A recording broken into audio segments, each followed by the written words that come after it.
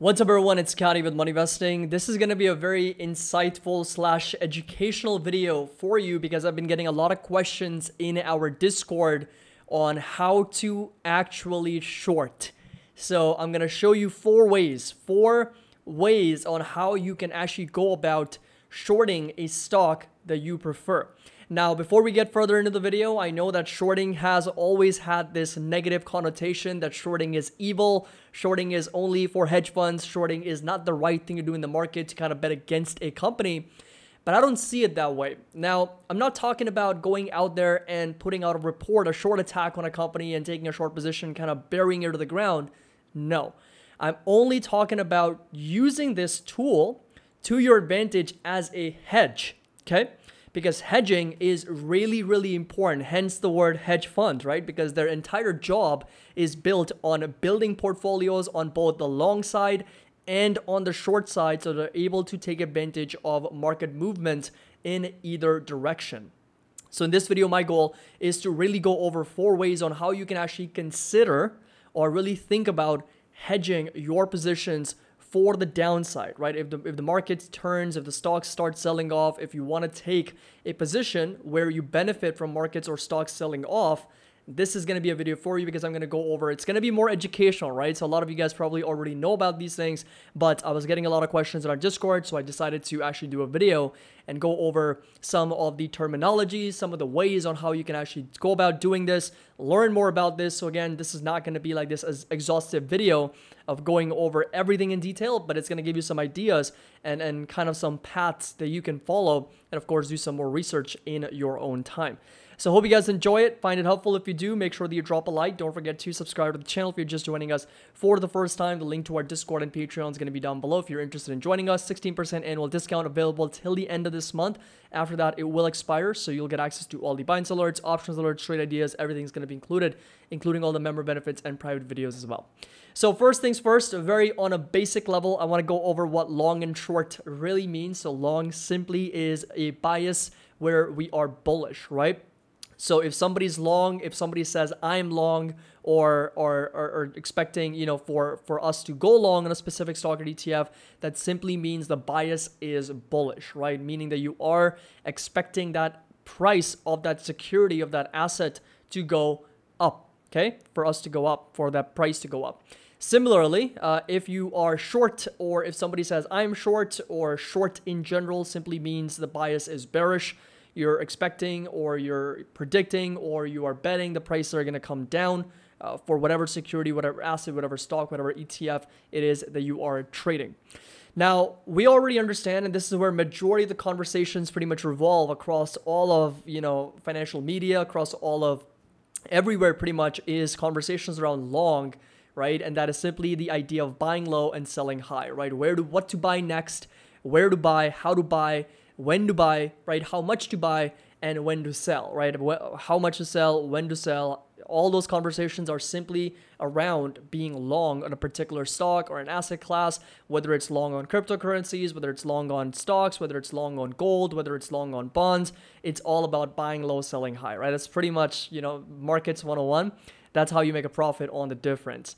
Now, in this video, again, I want to go over, you know, four ways on how you can kind of flip the script if you are potentially looking at ways of hedging your positions. Again, I don't want this to be like a negative connotation that, you know, we're going to start shorting. No, I want you to think of this as a potential hedge, because a lot of the you know, assets that you may have, a lot of the stocks that I personally have, I'm mostly long on those companies, right? Long meaning that I bought them and I'm looking to sell them in the future for a profit, right? That's really what the markets are, you know, doing. They're pretty much been going higher, right? If you take a look at the entire S&P 500 over several decades, all they've done is they've gone higher. So being short on a long time frame is a losing strategy.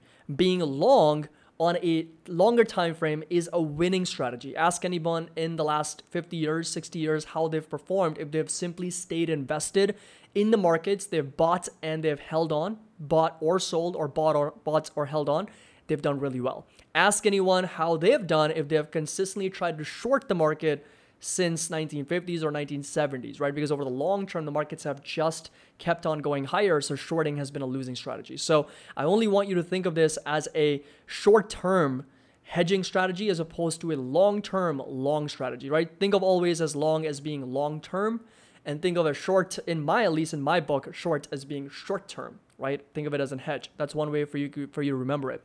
So as we already went over, long, right, is very much about buying low and selling high. On the contrary, short is going to simply be about selling first, right? Selling or borrowing high in order to buy or cover at a lower price, because you're expecting the prices to come down, and that's the number one way. That's the most traditional way of short selling, which everyone is most likely aware of, and that is simply short selling, right? That is one way to go short on any particular stock or ETF, and that is simply selling or borrowing high. Because if you think about it, when you're going long, you're actually buying the shares and then you're selling them later. But if you do actually end up shorting, right, you're selling first, right? You're selling high and you're buying low, right? So you're kind of flipping that thing. You're still doing the same thing here, buying low, selling high, but instead in this case, you're doing this first. You're selling high first in expectations of buying low later, right? So it's the same process. You're buying low, selling high, but it's the time at which you're doing these things is flipped. You're selling first and buying later. Okay, in the case of shorting. Now, if you don't already have the shares, how do you go about selling, right? That's the real question. I mean, if you don't already have the shares that you're trying to short, how do you go about even selling them in the first place? Well, that's when the borrowing comes into play, right? That's why it says borrow high, sell/borrow high, and buy or cover low later, right? So it's also called cover because, you know, it's often used. That's the terminology that's also used by shorting stocks. So you can sell high and then cover low, or sell high, buy low. That's really what the traditional way of shorting stocks looks like. Now I'm going to go over some of the pros and cons of these 4 strategies, so don't you worry. I'm going to go over every single thing. I'm going to explain you a little bit more detail. The second way is going to be through buying puts, right? Now, put options are option contracts, and in this case, if you are buying, you have the right to sell a stock at a specific strike price in a defined period. Okay, I've already done a options video, a tutorial educational options video, so make sure that you do check that out if you haven't already. It's part of our Patreon. All the private videos are included, so again, link's going to be down below if you're interested in joining. But the second most popular way of hedging your downside or shorting stocks is simply by buying puts. A lot of people do that, and in that scenario, you are still long, right? Technically, you are shorting that stock, and I know it can get a little confusing, but technically, yes, it is a hedge and it is a short against that stock, but you are still going to be long on that contract because that contract increases in value as the price it's tracking, the underlying stock, starts to go down. So you're simply going to be buying low and selling high for that particular contract, for that particular put contract. So again, a lot of it will get clear once I go over the pros and cons here in just a minute. Strategy number 3 on how to do this, and one of the ways that I actually use this the most, there should be number 3, not number 2, and I use this very often, and that's going to be selling calls. Okay, it's the exact opposite of buying puts. It is selling calls, and in selling calls, it is an obligation to me to deliver my shares at a certain strike price in a given defined time period. And in this example, I am indeed short that particular stock. In other words, it is a hedge, right? It's more of a hedge because I am basically selling a contract, selling a call option, and I'm planning to buy it or cover it later at a lower price when that contract is pretty much out of the money, worthless, and as close to zero as possible. And that's going to be a successful hedge for that stock. I do this pretty much very often with Tesla, with a lot of individual stocks that I'm holding on to in my portfolio, right? So if I'm long on individual stocks, I can sell calls against those shares to hedge downside for those companies. So hope that makes sense. And this is one of the methods that I personally like to use most.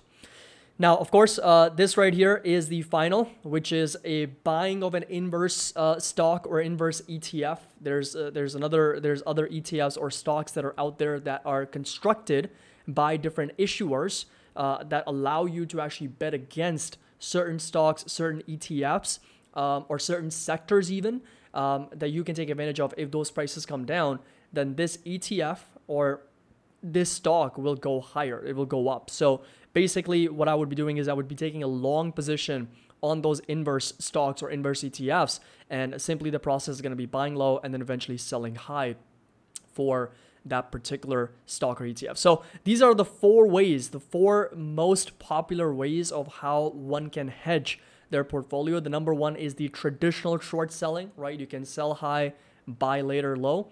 The second one, the most popular one in options, is going to be buying puts, right? That's a good hedge against a certain stock that you might already own. So it's kind of like an insurance policy that you're buying. So you're paying a premium for it. Number three, which I like to use most often, is selling calls. Again, you need to own the actual shares for that to work. So that's another potential hedge. And number four is going to be buying an inverse ETF, inverse stock that are constructed by these issuers that you can take advantage of, that increase in value as the underlying stock or ETF or sector is selling off. Now, this right here is going to be a good pro and con list to kind of help you decide what is the best tool for you, right? It's at the end of the day, it's really just kind of figuring out what's the best way to go about it, what's the best approach. Now, first thing I want to mention is that these are all called derivatives, right? Derivatives, in other words, another way to look at it is that they derive their value from the underlying stock or index or ETF that they're tracking, right?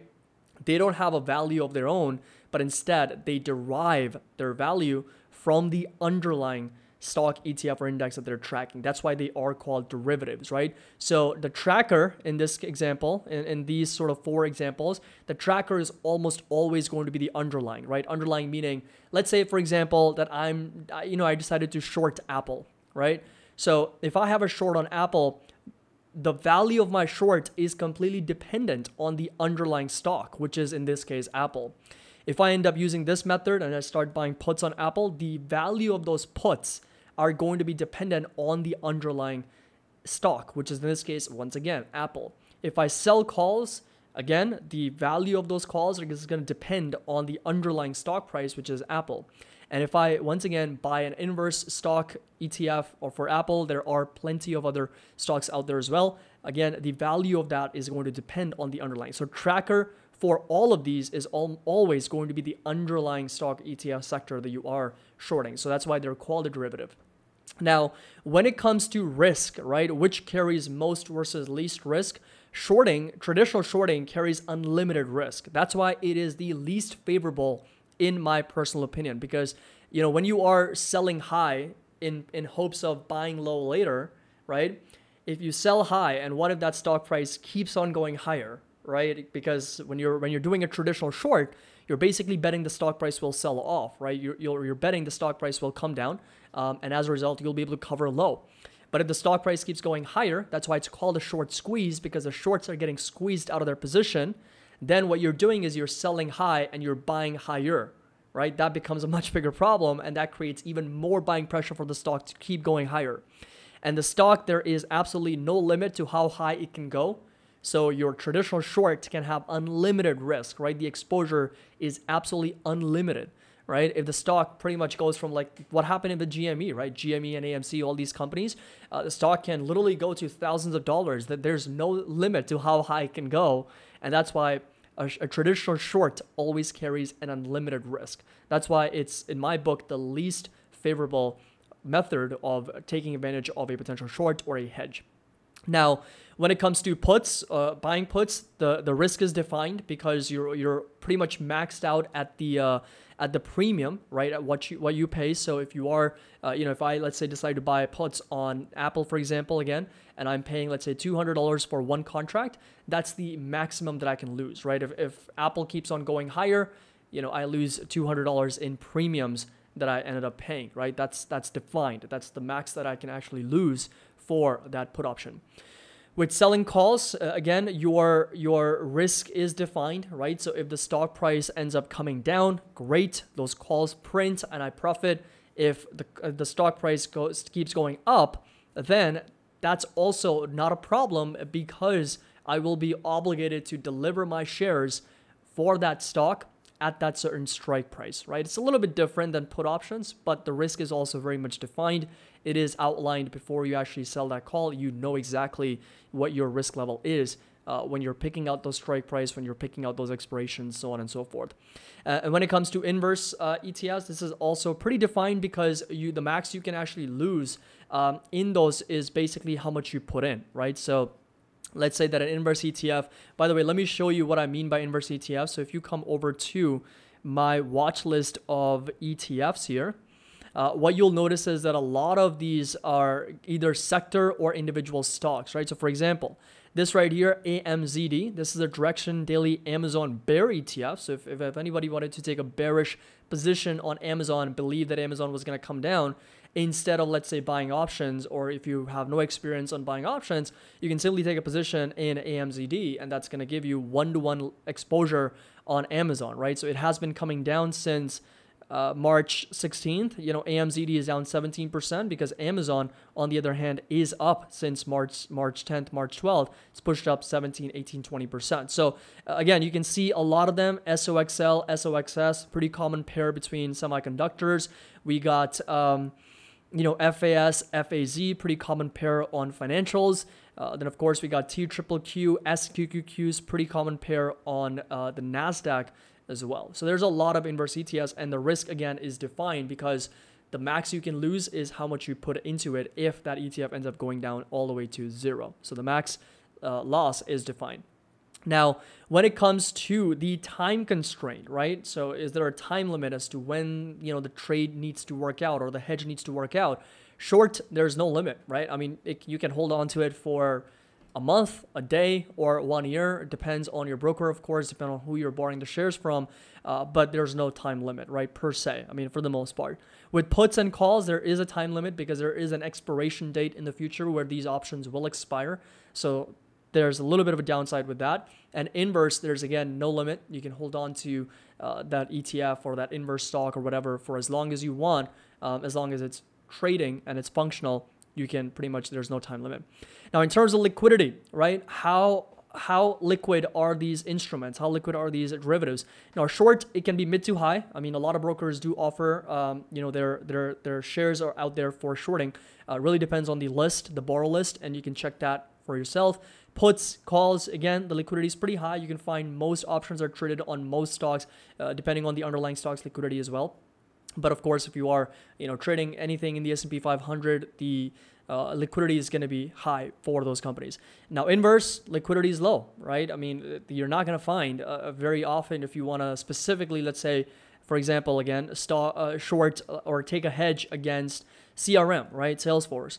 Now, your inverse ETF is not out there, right? There's no ETF that will allow you to short CRM or take a hedge against CRM unless, of course, you are traditionally shorting this or you are taking an options position on this particular stock. So inverse ETFs, the liquidity is really, really low.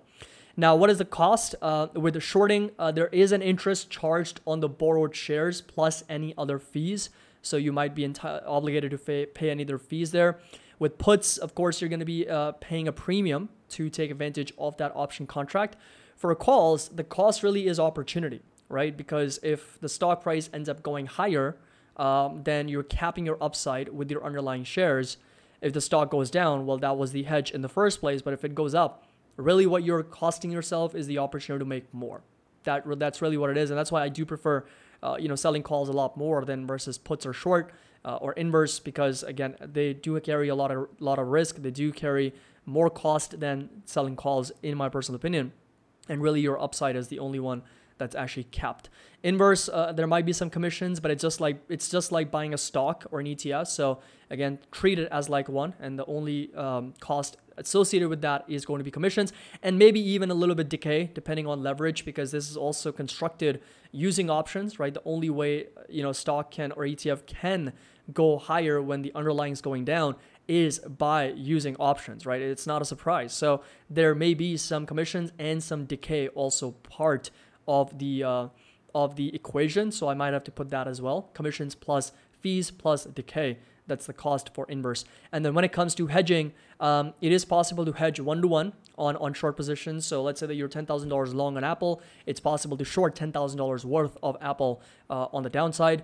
With puts, calls, and inverses, the hedge is going to be a little bit less than 1-to-1, meaning that you're not going to exactly be able to hedge on a 1-to-1 basis, right? So for example, if you are $10,000 long on Apple stock and you decide to buy a put for $200 and you are, let's say, buying a contract, it's not going to give you exactly the perfect hedge, right? So if the stock price ends up selling off, yes, your actual put value, put contract is going to make money, but then your shares are also going to be losing that value as well, right? So the unrealized gain is going to come down. So it's not perfect one-to-one. It's going to be a little bit less. Same thing with selling calls.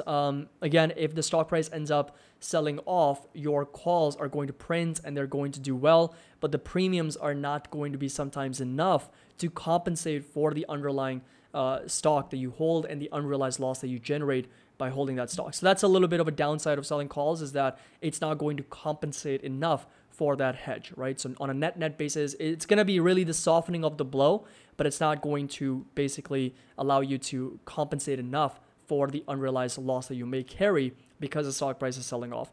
With inverse, it can be less than one-to-one as well if it's leveraged. So meaning that, you may need to put in a little bit less in order to keep that hedge intact. So for example, there's a lot of ETFs that do offer 1.5 times the underlying index. So if I bring up another example here, let's see, NVDS is an example. So you can see that it is 1.25 times NVIDIA, right? So meaning that when NVIDIA goes up 1%, NVDS goes down 1.25%. If NVIDIA goes down 1%, this thing goes up 1.25%. So, it can be a little bit less than one-to-one for you to structure that inverse ETF as well. So that's going to be the entire video. Wow, 21 minutes. It's a pretty long video. But yeah, I wanted to go over some of the ways on how you can actually take advantage of that. And if these tools are in your arsenal, there's nothing wrong with that. They're definitely up for grabs, and definitely do more research on them, right? So don't take anything I said in any way financial investment advice. Please make sure that you do your research on these, because again, these are derivatives. These can be risky. So I would really prefer for you to do your due diligence, do your analysis, see how they kind of fit in your strategy, and if there's any use case for you personally. So again, hope you guys enjoyed this video, found it helpful. If you did, make sure that you drop a like. Don't forget to subscribe to the channel, and link to our Discord and Patreon is going to be down below. 16% annual discount available till the end of this month. And as always, happy investing. I'll see you all in the next video.